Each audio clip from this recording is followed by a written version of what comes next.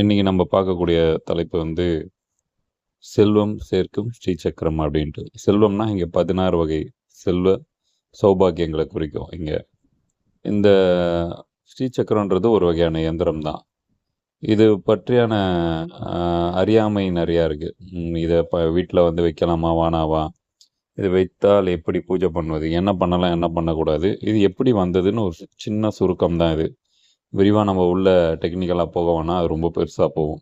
ஒரு முக்கியமான விஷயங்கள் மட்டும் பார்ப்போம் தேவையானதா. ஃபஸ்ட்டு நீங்கள் வந்து ஸ்ரீசக்கரன்றது வந்து சக்தி வழிபாட்டுக்குரியது. அதில் வந்து மிக முக்கியமான வழிபாடு ஸ்ரீசக்கரம்.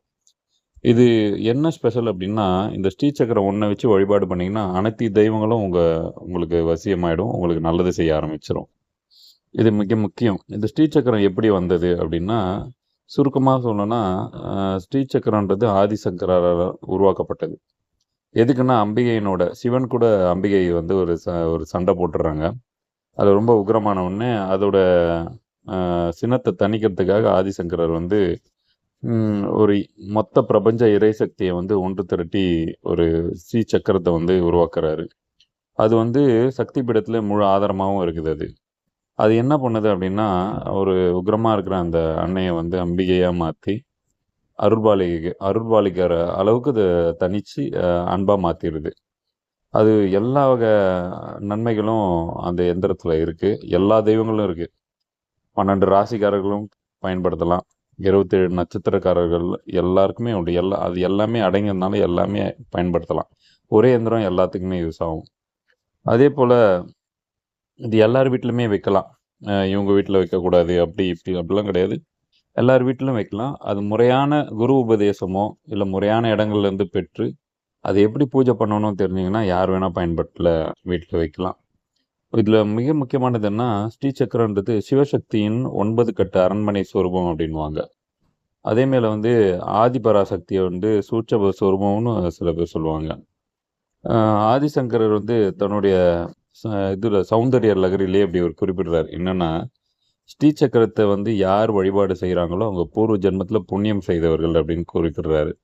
மற்றும் இந்த எந்திரம் யார் வீட்டில் இருக்குதோ அவங்களுக்கு லட்சுமி கடாட்சமும் சர்வ சௌபாக்கியமும் கிட்டும் அப்படின்னு சொல்கிறாரு. இதை பூஜை செய்கிறதுக்கே ஒரு புண்ணியம் செய்திருக்கணும் அப்படின்னு சொல்கிறாரு. இது 1000 நாமங்களை வச்சு லலிதா அந்த பேர் கொண்ட லலிதா சகசர நாமத்தில் பூஜை செய்கிறதும் சௌந்தர்ய லகரியில் மந்திரத்தை உச்சாரணம் செய்து வழிபாடு பண்ணுறதும் சிறப்பு. இது பார்த்திங்கன்னா எல்லா பிரச்சனைக்கும் தீர்வாக அமையும். தொழில் தடை, செல்வத்தடை, பொருளாதார சிக்கல், வீட்டில் இருக்கக்கூடிய பிரச்சனை, எல்லா பிரச்சனையும் அந்த மனையில் என்னென்ன பிரச்சனை இருக்கோ எல்லாத்தையுமே நீக்கக்கூடிய ஒரே ஒரு இயந்திரம் தான் இது.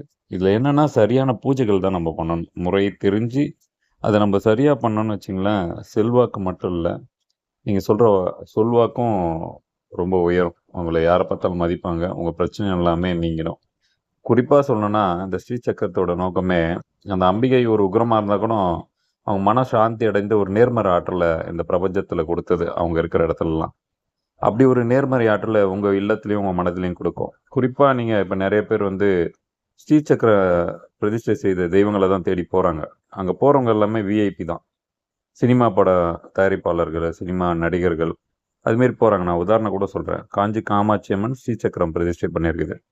இங்கே பாரிஸில் வந்து காளிகாமல் ஸ்ரீசக்கர பிரதிஷ்டை. இங்கே எல்லாமே சினிமாக்காரங்களாம் போவாங்க. ஏன்னா சுக்கிர வழிபாட்டு ஸ்தலம் அது. ஸ்ரீனா சுக்கிர வழிபாட்டு ஸ்தலம். ஸ்ரீசக்கரம் எங்கே பண்ணாலும் அந்த கணவன் மனைவி பிரிவு, அப்புறம் வந்து திருமண தடை, அப்புறம் வந்து வீடு கட்டலை, அப்புறம் வந்து சினிஃபீல்டில் பெரிய ஆளாக இருக்கிறவங்க சுக்கிரனில், அவங்களுக்கு எல்லாமே இந்த கோயில்கள் எல்லாமே சகல சௌபாக்கியத்தை கொடுக்கும். இப்போ உதாரணத்துக்கு 2 கோயில் சொல்லியிருக்கேன். காஞ்சிபுரம் சொல்லியிருக்கேன், காமாட்சி அம்மன். உங்களுக்கு பாரிஸ் காளிகாம்பாள் சொல்லியிருக்கேன். மாங்காடு காமாட்சி அம்மன் இருக்குது. திருவனைக்கா அம்மன் இருக்காங்க அங்கே.